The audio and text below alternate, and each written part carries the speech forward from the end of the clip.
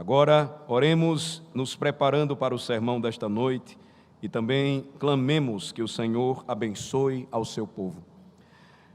Senhor, nesta hora, intercedemos por tua igreja, suplicando que visites o teu povo com graça, com a tua maravilhosa graça.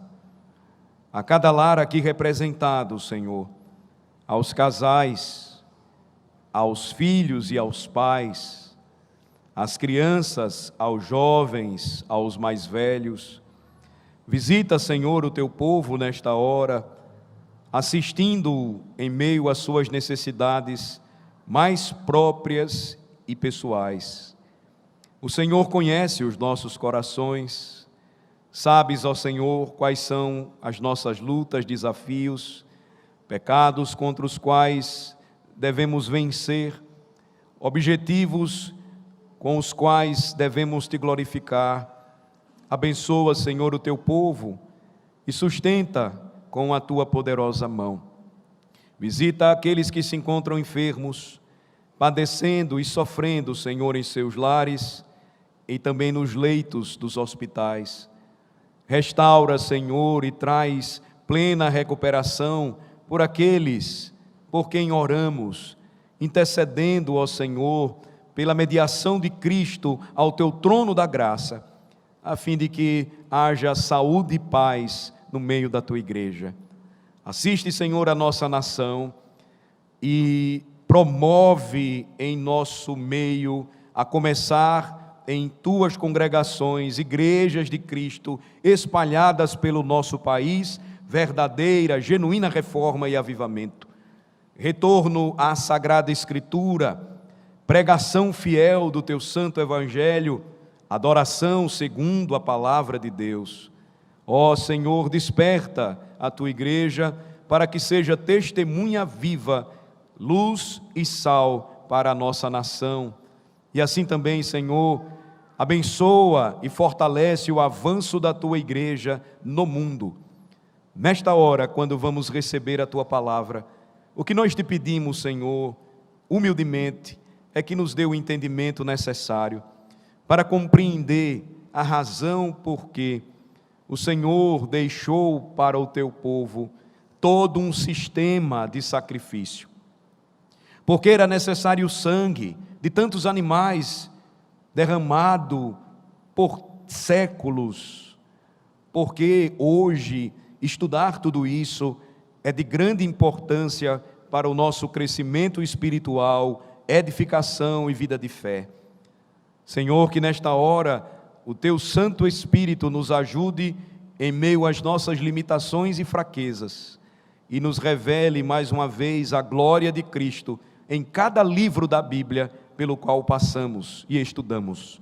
Em nome de Jesus é que oramos. Amém. Meus irmãos, livro de Levítico. Vamos retornar os nossos esforços para ele, seguindo a exposição deste livro, que é a continuidade do que nós já aprendemos juntos estudando o livro do Êxodo. Nós chegamos agora no versículo 14 do capítulo 5, Levítico 5, a partir do versículo 14. Iremos até o versículo 7 do capítulo 6.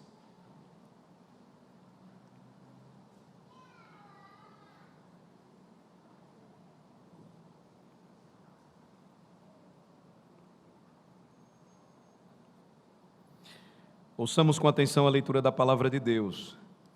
Disse mais o Senhor a Moisés: quando alguém cometer ofensa e pecar por ignorância nas coisas sagradas do Senhor, então trará o Senhor por oferta do rebanho um carneiro sem defeito, conforme a tua avaliação em ciclos de prata, segundo o ciclo do santuário, como oferta pela culpa. Assim restituirá o que ele tirou das coisas sagradas, e ainda acrescentará o seu quinto e o dará ao sacerdote.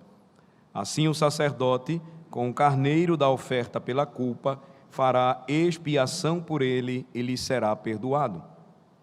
E se alguma pessoa pecar e fizer contra algum de todos os mandamentos do Senhor, aquilo que se não deve fazer, ainda que não o soubesse, contudo, será culpada e levará a sua iniquidade. E do rebanho trará o sacerdote um carneiro sem defeito, conforme a tua avaliação, para oferta pela culpa, e o sacerdote por ela fará expiação no tocante ao erro que, por ignorância, cometeu, e lhe será perdoado. Oferta pela culpa certamente se tornou culpada ao Senhor.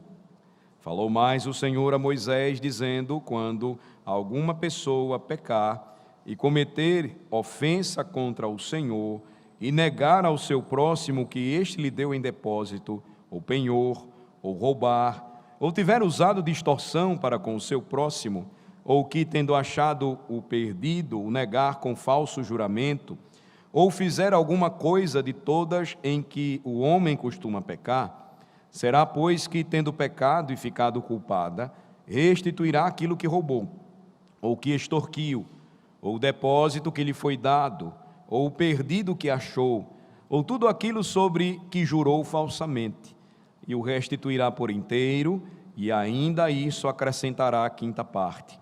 Aquele a quem pertence, lhe dará no dia da sua oferta pela culpa. E por sua oferta pela culpa, trará do rebanho ao Senhor um carneiro sem defeito, conforme a tua avaliação. Para a oferta pela culpa, trá-lo-á ao sacerdote. E o sacerdote fará expiação por ela diante do Senhor, e será perdoada de qualquer de todas as coisas que fez, tornando-se por isso culpada. Esta é a palavra santa e inerrante de Deus, que Ele acrescente a sua bênção à leitura dela. Amém. O livro de Levítico, irmãos, como vimos nestes sermões que iniciamos, é chamado de Código de Santidade. É o livro em que está escrito o texto: sede santos, porque eu sou santo. Um versículo que se repete diversas vezes no decorrer do Novo Testamento, e é o versículo que nós encontramos aqui neste livro de Levítico. Portanto, Levítico é um livro preeminentemente sobre santidade, nós temos aprendido sobre isso. Também é um livro que fala sobre os parâmetros da santidade, sobre a sua estrutura, piedade, justiça e integridade. Levítico nos ensina que Deus não pode ser abordado facilmente no Antigo Testamento. Deus não poderia ser adorado de qualquer maneira. Na verdade, desde que começamos a expor este livro extraordinário, nós temos buscado pensar como funcionava todo esse sistema de sacrifício na adoração pública nos dias de Moisés, mas também no primeiro e segundo templo, após o tabernáculo entrar em desuso. Naqueles dias, irmãos, o sacrifício ritual acontecia diariamente, várias vezes durante o dia, sem falar nos grandes dias de festa anual. E à medida que nós lemos e estudamos este livro, pensamos como seria experimentar tudo isso. Qual seria o cheiro do sacrifício? O que teria sido para nós, você e eu, ao caminharmos pelo tabernáculo, pelo templo, se pudéssemos acessá-lo, o que era impossível, ver o lugar santo, observando os sacerdotes, realizando todos os rigores e restrições estabelecidas por Deus do culto levítico. E uma das verdades, irmãos, eu penso que nos deixaria claro, ficaria muito claro para nós, é que não era fácil se aproximar de Deus para adorá-lo naqueles dias. Havia ritual, havia sacrifício, havia derramamento de sangue. Sem sacrifício e sem derramamento de sangue, era impossível ao homem chegar à presença de Deus. A santidade de Deus se distancia de nós, e Ele então ensinaria que somente com base nesses sacrifícios variados era possível comparecer à sua presença e sentir-se de alguma forma seguro enquanto prestava culto ao Senhor de toda a terra. Vimos até agora alguns dos principais sacrifícios expostos nos capítulos iniciais. Talvez você esteja conosco aqui pela primeira vez, me permita então localizá-lo. No capítulo 1 deste livro, nós vimos o holocausto. O holocausto, ou a oferta de ascensão, porque todo sacrifício era queimado na presença do Senhor, e a fumaça do seu sacrifício subiria aos céus. E a expressão aroma agradável ao Senhor era a ideia de que, como se Deus sentisse o cheiro do sacrifício e ficasse satisfeito, seria a parte componente da maioria das ofertas, incluindo esta que nós estamos examinando hoje à noite. Então, o holocausto era um sacrifício presente, sempre presente. No capítulo 2, vimos a oferta de manjares ou cereais. No capítulo 3, vimos a oferta de paz ou de comunhão, aquela em que o Senhor, depois de aceitar o sacrifício pelos pecados do povo, o recebia em sua presença para uma refeição pactual. Era desse modo que no Oriente os principais acordos se resolviam entre as partes, em uma mesa, em uma boa e bela refeição, celebrando a paz. É como se nós pensássemos hoje que o conflito entre israelitas e palestinos cessasse e eles pudessem sentar na mesma mesa para comer e beber juntos, sem qualquer ira ou animosidade. Capítulo 5, vimos a oferta pelo pecado involuntário. Começa no capítulo 4, na verdade, e se encerra na primeira parte do capítulo 5. O Senhor, ele então abordava toda a vida de seu povo, quanto à santidade, em todos os seus detalhes, de modo que até mesmo ofertas por pecados involuntários deveriam ser prestadas ao Senhor, oferecidas a Ele, porque nem mesmo estas estavam isentas de culpa. O que é que nós vamos ver esta noite? Nós chegamos ao quinto sacrifício principal no culto, no ritual de adoração na antiga aliança. Ele era chamado de oferta pela culpa, ou oferta de reparação, compensação ou satisfação. Dependendo da versão da Bíblia que nós usemos, nós podemos encontrar menção a estes termos, ou em notas de rodapé ou comentários, informações de como este sacrifício era muito específico. E o que é que ele envolvia? Em resumo, a necessidade do adorador restituir aquele que defraudou. Não esqueçam isso. O sacrifício de hoje, do capítulo 5, essa segunda parte, início do capítulo 6, tratava de um tema importante na adoração. A necessidade de restituir aquele que nós defraudamos. Então era chamada de oferta de reparação, ou oferta pela culpa, mas também era reconhecida como a oferta de restituição, porque exigia compensação financeira de acordo com o ciclo do santuário, que era uma forma específica, uma moeda específica, empregada e utilizada naquele tempo, para que este tipo de oferta fosse prestada. Era algum tipo de pagamento financeiro, algum tipo de multa ou imposto por quebra de um mandamento, por desobediência quanto à fé, por um sacrilégio cometido. Alguns pecados ofendiam outros, e como nós veremos, alguns também tinham um foco específico de ofensa contra o Senhor. E qual era o caminho a se trilhar? Qual era o caminho a se seguir? O caminho do arrependimento.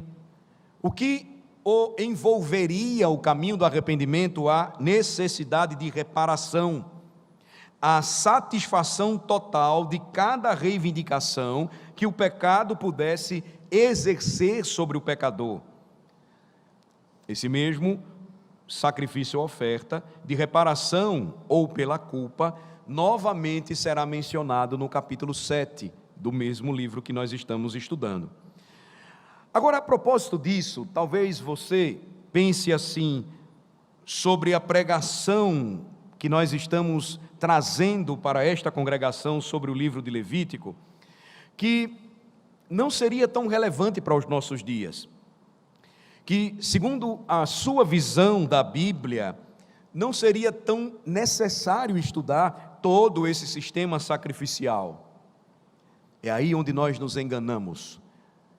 Por exemplo, em 2004, a famosa revista cristã americana, Christianity Today, ela trouxe um artigo sobre uma famosa igreja emergente da época.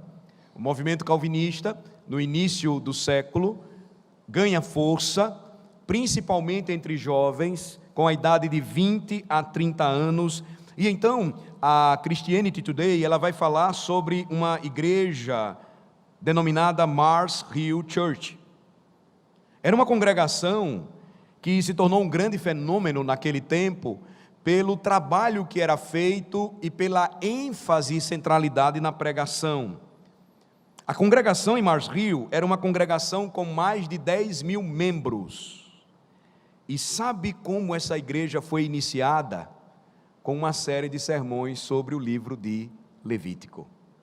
Uma igreja com mais de 10 mil pessoas experimentou grande transformação e crescimento através do seu pastor ou pregador, tratando de um livro que, por vezes, o cristão dos dias de hoje considera sem tão grande importância, insignificante. Agora, irmãos, para que nós tenhamos uma ideia mais clara sobre o que eu estou falando, do que nós estamos tratando hoje aqui, eu queria que você pensasse um pouco sobre o que mais adiante o último grande profeta, João Batista, diria. O que nós acabamos de ler aqui seria então resultado ou conteúdo da pregação de João Batista, e você deve lembrar quando uma das importantes verdades ditas por João Batista aos homens de seu tempo está registrado no Evangelho de Mateus, capítulo 3. João, então, recebia as pessoas no deserto, ele não tinha um lugar confortável para pregar, ele não estava próximo ao templo de Herodes naqueles dias, nem falava nas sinagogas, mas do deserto, de forma austera e dura, ele dizia: produzi, pois, frutos dignos de arrependimento. Mateus capítulo 3, versículo 8. E o que está em jogo aqui, em Levítico capítulo 5, é a questão de fraudar a propriedade de alguém. E o infrator poderia confessar isso voluntariamente, ou poderia fazer uma oferta por precaução, se porventura tivesse cometido tal pecado. Mas a mesma questão, pregada séculos depois por João Batista, seria a mesma ensinada pelo seu Senhor a Moisés, tempos antes. A questão sempre seria se o arrependimento que estava sendo oferecido pelo adorador era verdadeiro, se o arrependimento era genuíno. E então, irmãos, a forma como a genuinidade desse arrependimento era vista seria através de um ato público de restituição, mais o pagamento de um quinto extra. Em outras palavras, deveria lhe custar alguma coisa, deveria lhe custar um preço. Não seria um arrependimento barato, não seria um arrependimento fácil, era um arrependimento que lhe custaria muito caro. Então, deixe-me delinear a passagem aqui para vocês.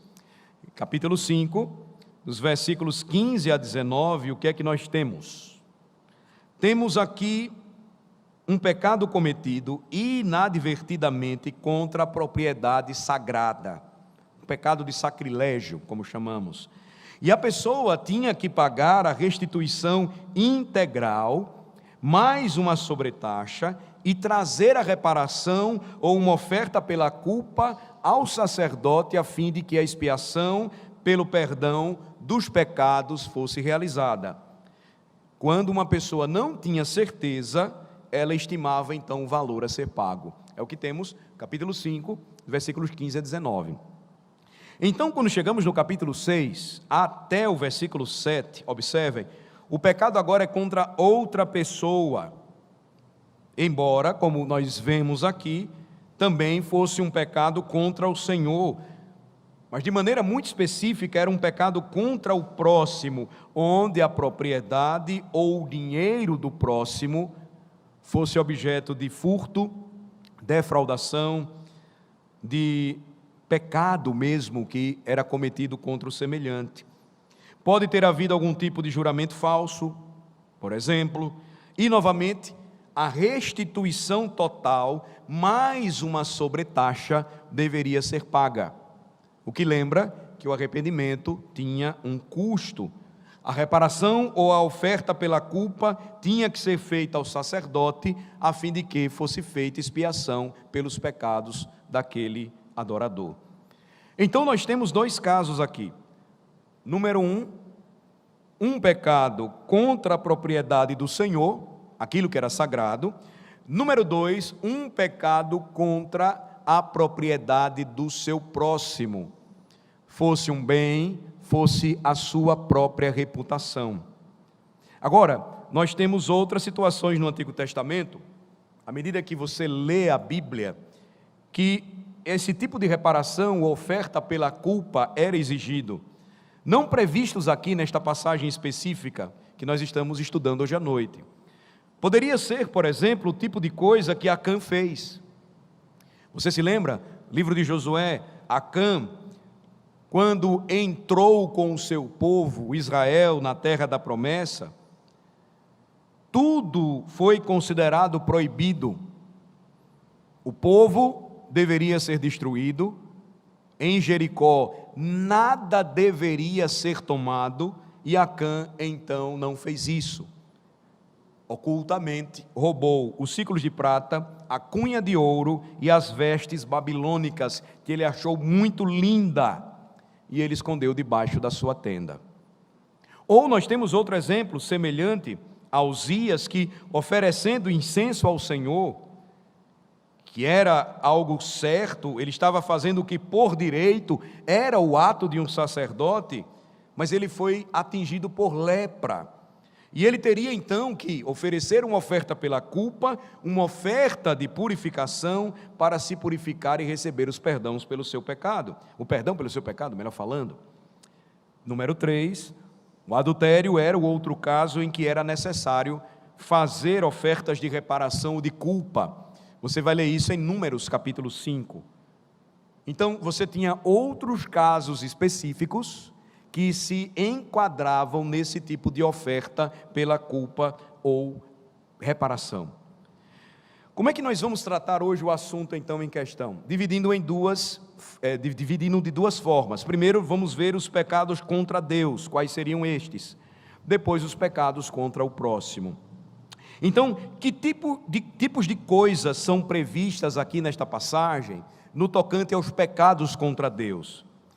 Coisas que se enquadrariam na rubrica, antes de tudo, de inadvertidas. Coisas inadvertidas. Coisas que pertencem ao Senhor, mas foram negadas a você. Por exemplo, você poderia comer algo que não deveria. Você poderia infringir, naquele tempo, uma das leis alimentares, e sem perceber, havia costelinha de carne de porco picada em sua sopa, e você não sabia disso. Mas você comeu carne de porco e foi contaminado, porque naquele tempo era proibido ao judeu comer carne de porco. Então você transgredia um mandamento de Deus e precisava se arrepender disso. Inadvertidamente você comeu, não sabia, mesmo assim, a lei dizia, você era culpado diante do Senhor. Inadvertidamente ou não, lembrem-se, irmãos, a ignorância não era desculpa para que se escapasse do juízo de Deus. Número 2, você poderia fazer um voto como os nazireus faziam, e depois não cumpri-lo. Poderia ser inadvertido. Você fez o voto, mas então, sem intenção, você tocou em uma carcaça morta. Sansão não fez isso, você sabe, ele tocou sabendo que não podia tocar. Quando ele toca na carcaça do leão, morto. Mas você poderia baixar a mão e, sem saber, debaixo da mesa tocar em um rato morto, o que tornaria você também impuro. Você seria culpado diante do Senhor. Inadvertidamente ou não, a ignorância não era desculpa. Às vezes o sacerdote no templo tinha que oferecer uma reparação, oferta pela culpa, porque ele poderia ter comido algo que não deveria ter comido.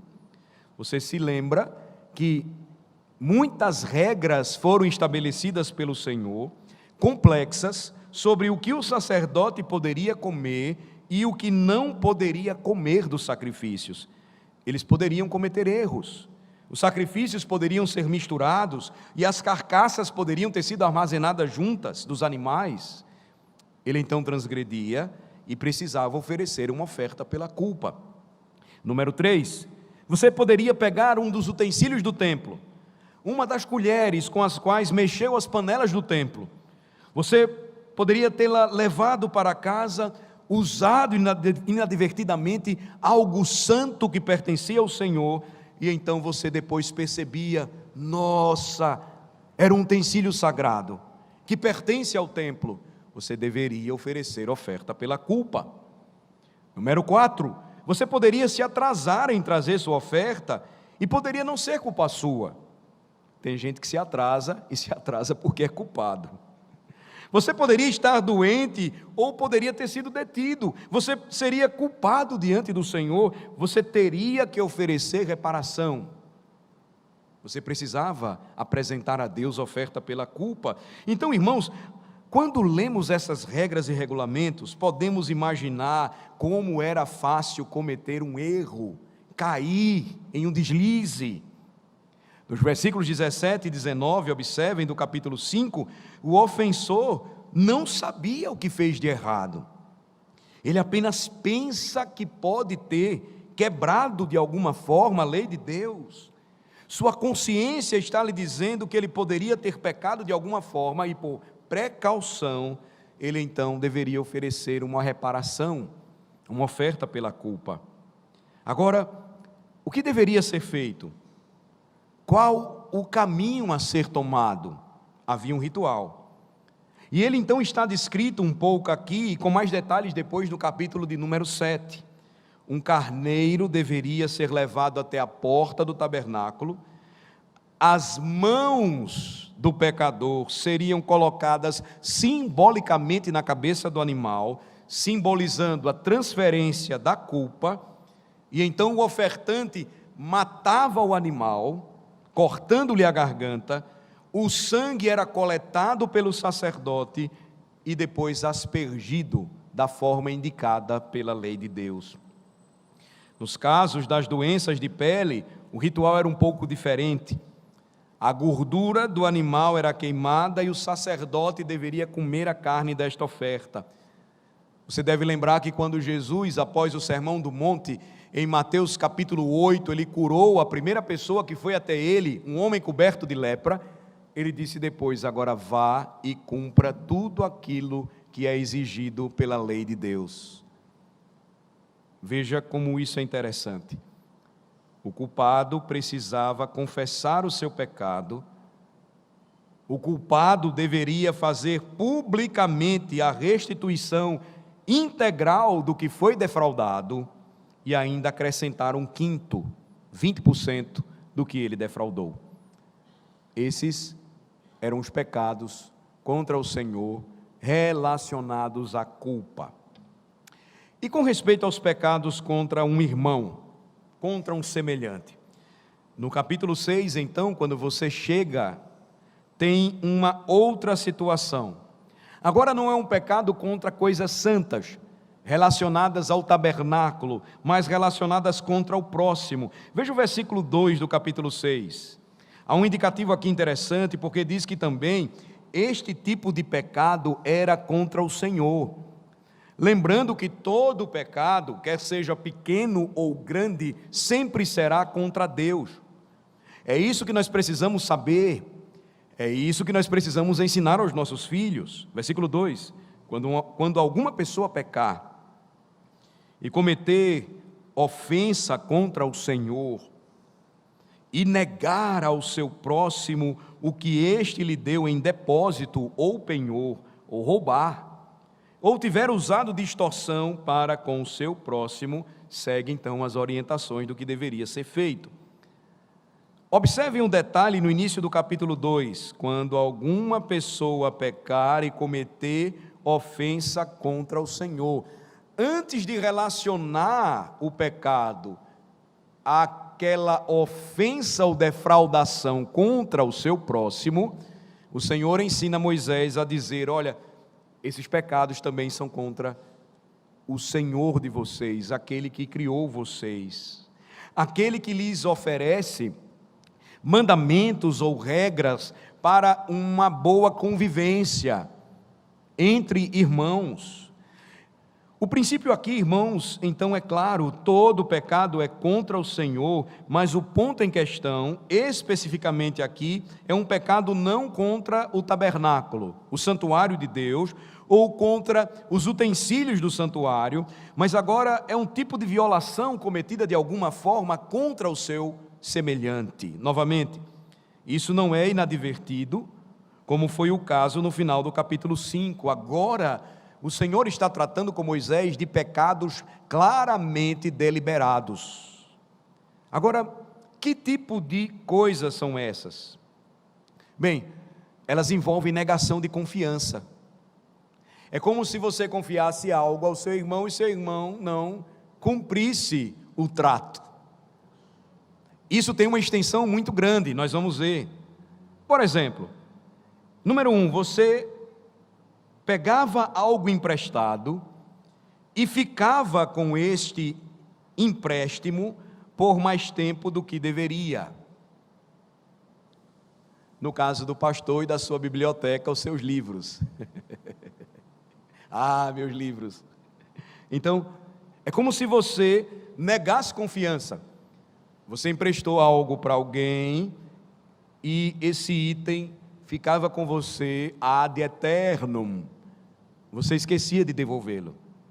Veja o detalhe do que o Senhor estava dizendo a respeito da adoração. Guardem isso aí.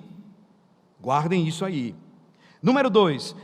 Você poderia reter algo pegando emprestado e nunca devolver aquilo que não é seu.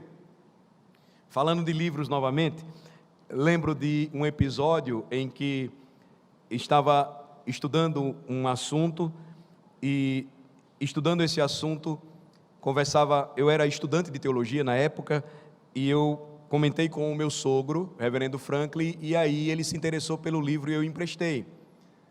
Não se adiante, que o reverendo Franklin é homem sério, ele devolve o que pega emprestado. Mas aí, ele confiou em outro que quis ler o livro, só que este não o devolveu, mas o livro era meu.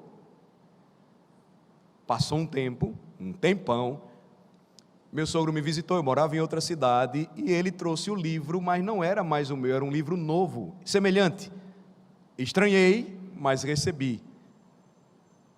Depois o que fiquei sabendo é que aquele para quem ele emprestou, segurou e não devolveu, e ao visitá-lo, ele viu que o livro ainda estava lá, caiu no esquecimento. Ele, como um homem sério, honrou o compromisso e me devolveu o livro. Mas o livro se perdeu, porque outro pegou e achou, bom, o livro é meu, nunca foi. Veja como isso é sério. O Senhor encara até esses detalhes que por vezes a gente não liga muito, mas que são pecados de defraudação. Parece algo simples, mas não é. Veja que isso é tão sério e influente em nossa sociedade brasileira, que você precisa colocar corrente em canetas, nas repartições, nas lojas, nas instituições, porque senão o outro leva e não devolve, mas não é dele. É somente uma caneta, pastor. É, mas não é sua. Você roubou, se pegou e não devolveu. Número 3. Era possível você pedir algo emprestado e simplesmente não devolvê-lo, e alguém poderia entrar em sua casa, ver aquilo e dizer: isso aí é meu. E aí você aumentava seu pecado jurando ao Senhor que não, é meu, não é seu, ou até dizendo que seu pai lhe deu como presente no Natal passado. E aí você transgredia também a lei de Deus e precisava fazer uma oferta pela culpa. Outra história ou fato curioso, falando de canetas, não de livros, na minha mesa do gabinete as canetas no passado sumiam. Eram canetas simples, então aquela mesma lógica, bom, uma caneta você substitui por outra, qual é o problema, eu levo e não devolvo. Eu aí tive a ideia brilhante de colocar dentro dela um papelzinho com a lei de Deus, o 8º mandamento: não furtarás. Resolvi, não levaram. A gente pensa que é uma questão simples, mas vocês estão vendo onde o Senhor está indo? Vocês estão vendo como é importante estudar Levítico? Aonde Ele quer chegar? O que Ele quer dizer? Nem mesmo pecados de ignorância eram tolerados, exigiam um preço, uma oferta pela culpa, uma restituição. Poderia também ser direitos, em quarto lugar, de propriedade, direitos legais, apreensão ilegal de um depósito ou de um título, o roubo da propriedade de outra pessoa. Poderia ser algo que simplesmente se encontrasse. É tão comum hoje, né, na ética terrível e corrompida do brasileiro, dizer achado não é roubado. Estava simplesmente ali, era um celular ou uma carteira. Um ministro reformado conta uma história interessante que, certa vez ele caminhava por uma praça em sua cidade e ele encontrou uma nota, um dinheiro na praça, no parque, e aí ele então pegou, ele viu que ninguém enxergou, ou ninguém apareceu, mas à medida em que ele foi andando, ele foi pegando outras notas, e ele disse: nossa, o que foi que aconteceu? No final de tudo, naquele tempo, era muito dinheiro, algo em torno de $150. E aí ele disse: que maravilhosa providência de Deus. Mas aí veio em sua mente os pecados de restituição, veio em sua mente Levítico capítulo 5, a oferta pela culpa. Ele foi até a delegacia da cidade, apresentou e devolveu. Então, o policial falou: você tem 6 meses para acompanhar, se não aparecer ninguém reivindicando o dinheiro, ele é seu. Só ele sabia, sua família. A igreja perguntava: e aí, e os $150? Os 6 meses passaram e ele voltou e lá estavam. Ele recebeu. Mas aquilo que ele sentiu foi tão profundo que ele disse: eu não posso ficar comigo. Ele ofertou para a igreja. Ele deu à igreja. O que nós vemos hoje, irmãos, e é tão comum, e a gente acha que não é nada demais, na verdade é algo muito sério em nossos dias. O achado não é roubado, não diz respeito à lei do Senhor. Ou você poderia, em quinto lugar, pegar alguma coisa, apenas alguma coisa, poderia ser algum negócio obscuro, no qual você não foi nada honesto, e novamente o ritual era o mesmo: restituição, 20% em uma oferta sacrificial, um animal precisava ser morto no lugar do pecador. Agora, tudo isso é muito interessante, mas nós precisamos aplicar para nós hoje. O que tudo isso tem a ver comigo? Você deve estar me perguntando: qual a conexão de tudo isso com a minha vida de fé? Deixe-me apresentar pelo menos 3 verdades para aplicar o sermão de hoje. E vamos notar que estas 3 verdades nos oferecem 3 coisas que têm muito a ver conosco. Número 1, a primeira lição é que o pecado é uma coisa séria. Levítico nos lembra isso constantemente. O pecado é uma coisa séria. Veja, talvez você esteja pensando, e eu sei que sempre há alguém que pensa assim: por que o pastor prega sobre um livro como Levítico? Note o que o livro nos apresenta e o que ele nos revela. Perceba o que ele fará conosco nesta noite. Ele apontará para cada um de nós a seriedade do pecado. O pecado é algo sério, o pecado é coisa séria. Você pensa sinceramente em seu coração, de maneira real, desejar ser do Senhor, servi-lo de todo o seu coração, consagrar sua vida a Ele? Pense no que nós estamos vendo nesta noite, estudando o livro de Levítico. Em sua famosa obra, Santidade, sem a qual ninguém verá o Senhor, o bispo Ryle, ele traz uma frase de abertura impressionante sobre o assunto. Ele diz: aquele que deseja fazer grandes progressos na vida de santidade, deve primeiro descobrir as profundezas do seu pecado. Repito, aquele que deseja fazer grandes progressos na santidade, deve primeiro descobrir as profundezas de seu pecado. Esse é o problema. A primeira lição para nós aqui é que o pecado é algo sério. E notem, o que o livro de Levítico e os outros livros do Pentateuco fazem? Eles examinam cada canto e recanto das nossas vidas. Eles revelam os pecados nos quais nunca imaginaríamos, pensaríamos que estávamos pecando. Eles revelam pecados que descartaríamos num piscar de olhos, e dizem que todo pecado é uma transgressão da lei de Deus, e que todo pecado torna você e eu culpados. Torna você culpado, porque esse pequeno pecado, ele também é tratado de forma muito séria diante de Deus.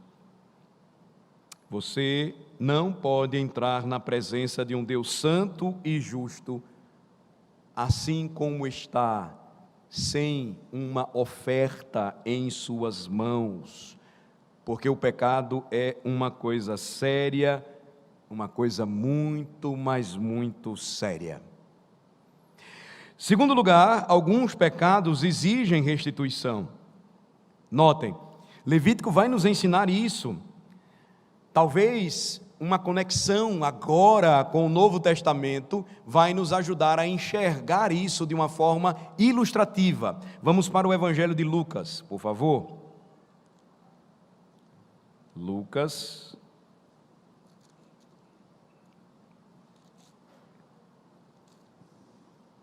capítulo 19, a partir do versículo 1.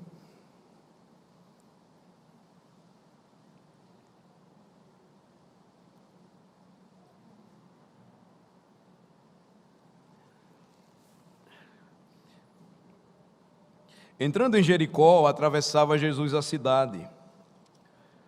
Eis que um homem chamado Zaqueu, maioral dos publicanos e rico, procurava ver quem era Jesus, mas não podia, por causa da multidão, por ser ele de pequena estatura. Então, correndo adiante, subiu um sicômoro a fim de vê-lo, porque por ali havia de passar.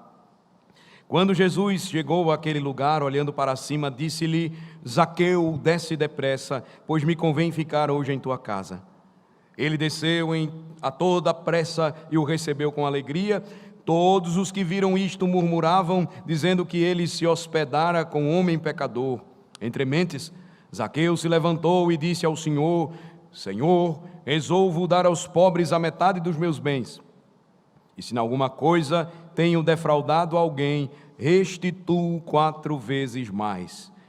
Então Jesus lhe disse: hoje houve salvação nesta casa, pois que também este é o filho de Abraão, porque o Filho do Homem veio buscar e salvar o perdido.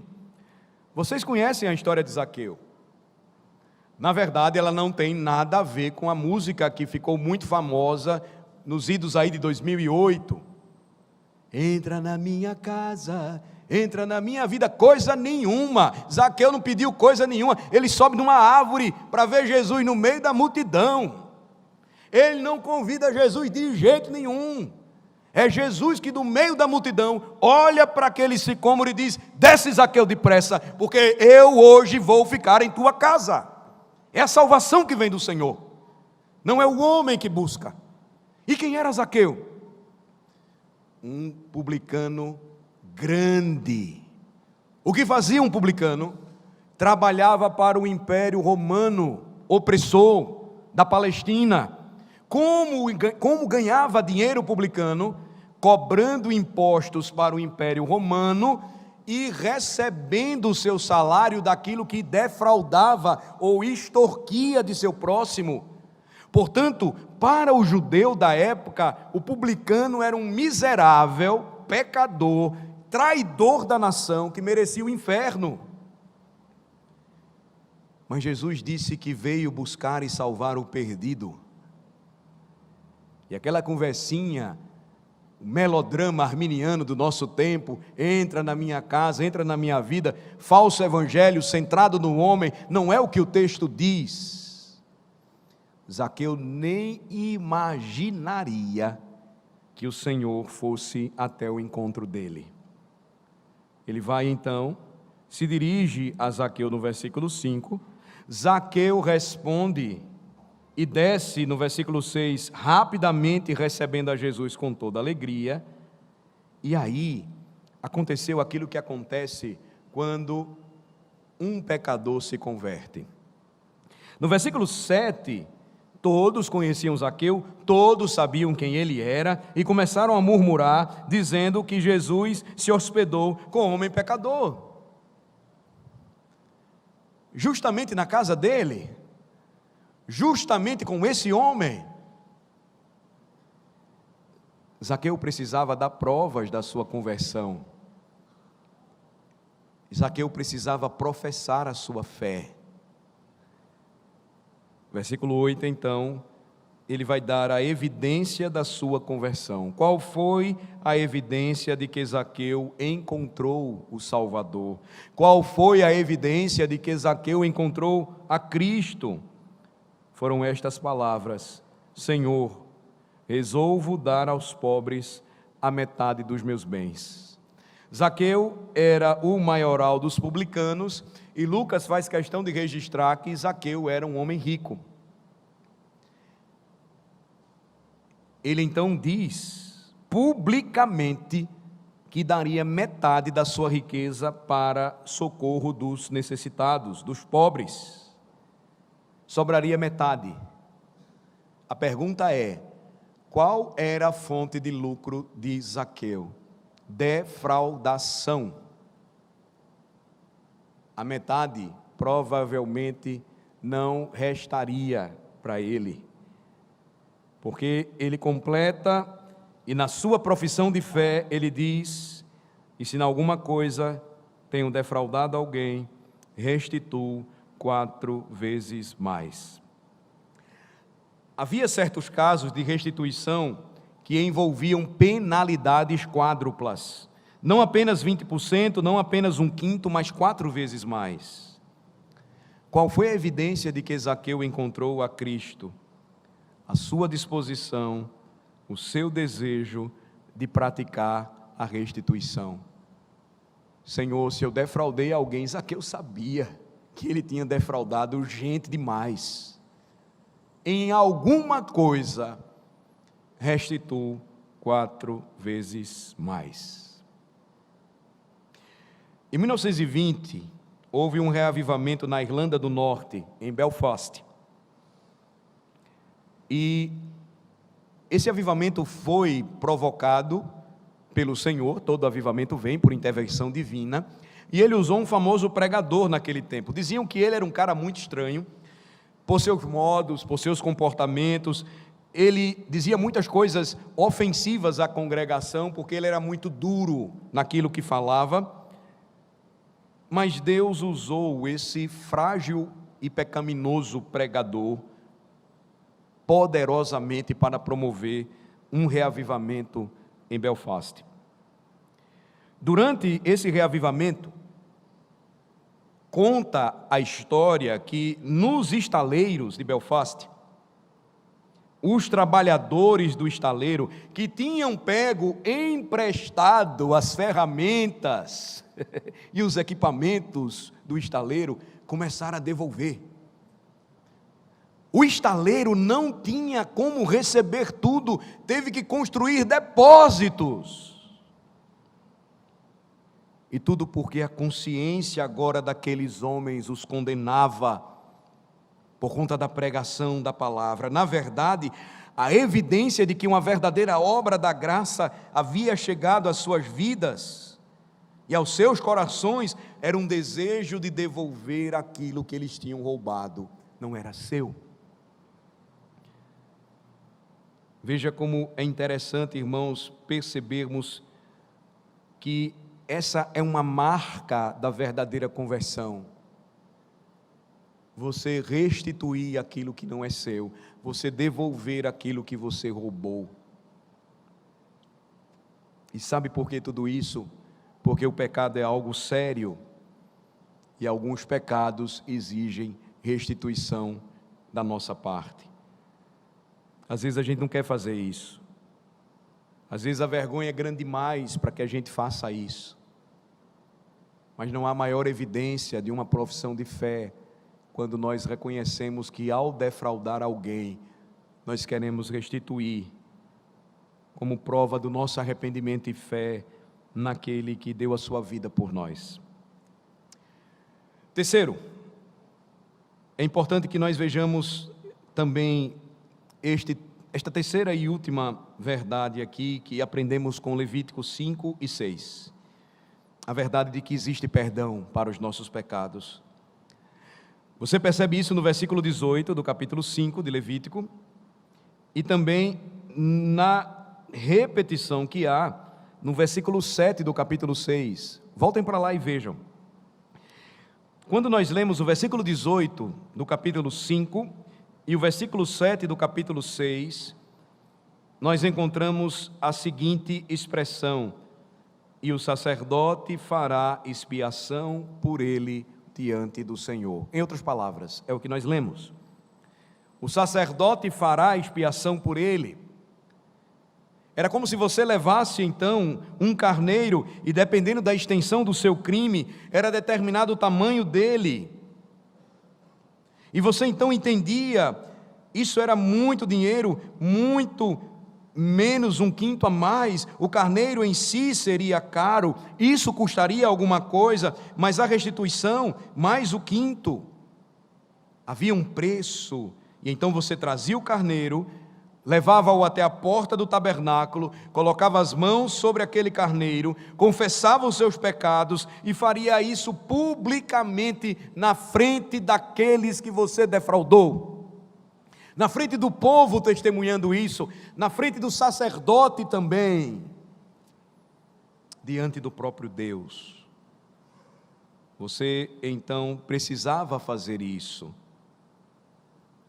E naquele momento era percebido a gravidade do seu pecado, porque Deus exigia sangue, e deveria ser o seu sangue.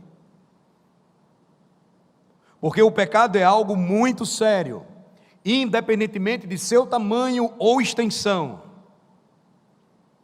Mas o Senhor providenciava sempre um sacrifício.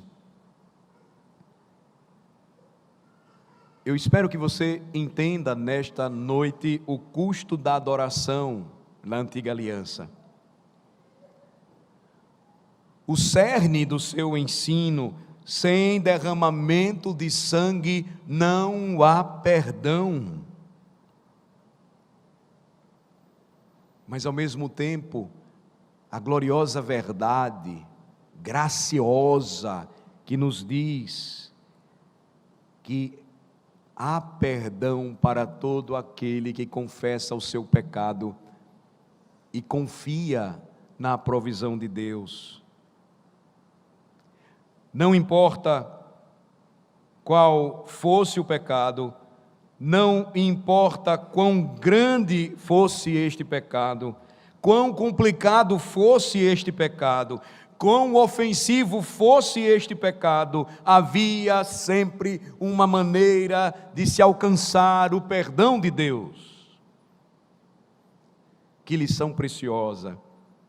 Havia um custo na adoração da antiga aliança, mas também havia perdão com o Senhor, sempre a fim de que ele fosse temido e amado.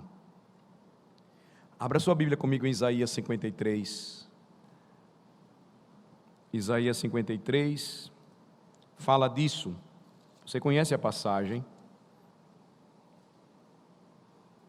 No versículo 10, nós temos uma profecia que fala de Jesus Cristo como Ele mesmo fazendo uma oferta pela culpa.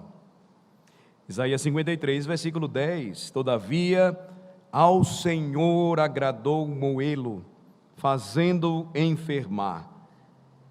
Quando der ele a sua alma como oferta pelo pecado ou oferta pela culpa, verá a sua posteridade e prolongará os seus dias, e a vontade do Senhor prosperará em suas mãos, nas suas mãos. Jesus fez a oferta pela culpa. Seja o que for devido a Deus por causa do nosso pecado e que nos torna culpados diante dele, Jesus suportou. Nem o sangue dos cordeiros, nem o sangue dos touros, nem o sangue das cabras, nem o sangue das pombas, nem todo o sangue dos altares judaicos mortos poderia, em última análise, perdoar o meu pecado e me purificar da minha própria culpa. Mas o que diz a palavra de Deus em Hebreus capítulo 9, versículos 13 e 14? Vamos para lá? Hebreus 9, versículos 13 e 14.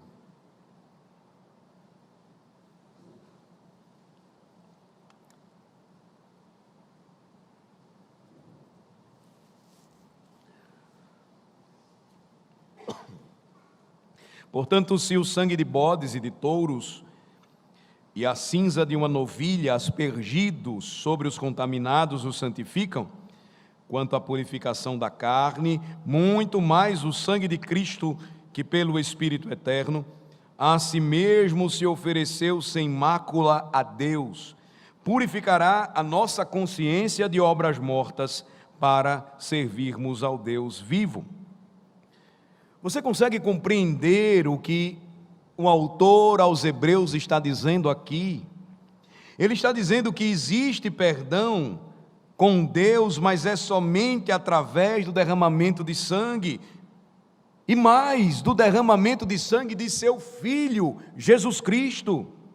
E aqui nós temos, irmãos, o cerne do Evangelho, o sacrifício substitutivo de Jesus Cristo em nosso favor. É a única maneira de sermos aceitos diante de Deus e prestarmos a Ele uma adoração real. Veja, o que nós estamos percebendo hoje, quando se nega esta verdade, é também a negação do sacrifício substitutivo de Cristo. O que ainda hoje Roma tenta ensinar e aplicar, e que nega que Cristo morreu de uma vez por todas pelos pecados de seu povo, quando ao celebrar a missa, tendo seu centro a Eucaristia, celebra-se o sacrifício de Cristo mais uma vez, e outra vez, e outra vez, só que sem sangue. Quando a Bíblia diz que Cristo morre pelos nossos pecados de uma vez por todas, sendo o nosso perfeito substituto, o nosso perfeito sacrifício. Meus irmãos, não trazemos hoje carneiros ou cabras ou as cinzas de uma novilha, mas nos apresentamos diante de Deus do mesmo modo que os nossos antepassados se apresentaram, como de fato somos pecadores, carentes da graça de Deus, reconhecendo que sempre cometemos pecados e eles exigem restituição e oferta pela culpa. E como nos aproximamos hoje de Deus? Nós nos aproximamos dele com o sangue de Jesus e devemos olhar para isso. Toda vez que nos dirigirmos a este santuário para adorar a Deus, lembremos que nós nos aproximamos dele com o sangue do Senhor Jesus Cristo derramado por nós, por mim e por vocês. Você deve sempre vir adorar a Deus tendo essa consciência em seu coração. Ele morreu por mim, ele morreu pelos meus pecados, ele se entregou por mim, e ele padeceu pelos meus pecados, ele morreu em meu lugar, como oferta pela culpa, porque Deus o fez maldição em meu lugar, para que eu pudesse então descansar em sua justiça. Qual é a lição para nós hoje? O que Levítico nos traz, e é de suma importância, é que ainda hoje existe perdão. E não importa qual seja o pecado, meu amigo, que você tenha cometido contra Deus ou contra o seu próximo, não importa quão grande seja o seu pecado, você vai até Cristo e nele você encontra um alicerce sólido, nele que é a rocha da nossa salvação, e por seu sangue você descobre que há perdão para você, pois todo aquele que nele crê é feito filho de Deus. Se a igreja deixar de proclamar esta preciosa verdade do Evangelho, ela vai negar algo que Deus estabeleceu nos dias de Moisés, a fim de que se cumprisse na plenitude dos tempos em Cristo Jesus. Louve ao Senhor nesta noite, porque isso é real para a nossa vida e a nossa caminhada cristã. Louve ao Senhor e nunca se aproxime dele sem ter esta verdade claramente amarrada ao seu coração, pois há sim poder no sangue de Jesus, porque o sangue de Jesus nos purifica de todo pecado. Nunca mais venha adorar o Senhor sem esta consciência bem clara e vívida em sua alma. O pecado é algo sério, ele exige restituição, e o seu Senhor e Salvador Jesus Cristo morreu na cruz do Calvário para que você pudesse alcançar verdadeiro perdão. Vamos orar. Senhor, nós te louvamos e exaltamos o teu santo nome nesta noite, porque sabemos, ó Senhor, quão preciosa é a tua palavra e como ela nos ensina que tu és um Deus santo,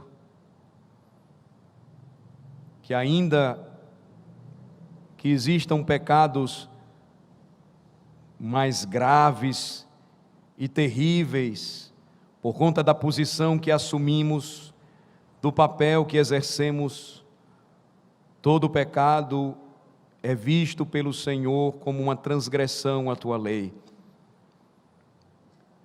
De modo que até mesmo aqueles que cometemos de forma inadvertida, ignorante, até mesmo aqueles que em nossa sociedade, acostumados, nós pensamos, não é nada demais o que fazemos. O Senhor leva muito a sério, o pecado é algo muito sério. Ele exige restituição pela culpa, ele exige um sacrifício pela culpa. E o Senhor nos ensina que somente em Ti encontramos verdadeiro perdão. o Senhor nos amou tanto que não poupou o seu próprio Filho, oferecendo como sacrifício pelos nossos pecados. Ele mesmo ofereceu a sua vida como oferta por nossa culpa. Ah, Senhor, que grande bênção é saber que há poder do sangue de Jesus. E é por meio de seu sangue que nós temos acesso hoje à sua presença. É pelo poder do seu sangue que nós o adoramos e apresentamos louvores ao Senhor e somos cobertos por sua justiça perfeita.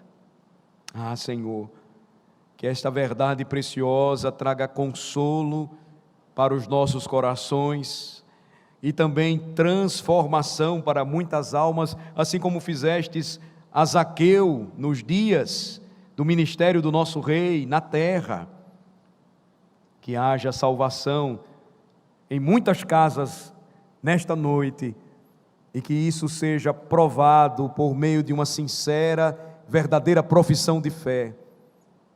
Ah, Senhor, que a Tua palavra que não volta vazia, produza os frutos gloriosos em nosso meio para a vida eterna. Em nome de Jesus oramos. Amém.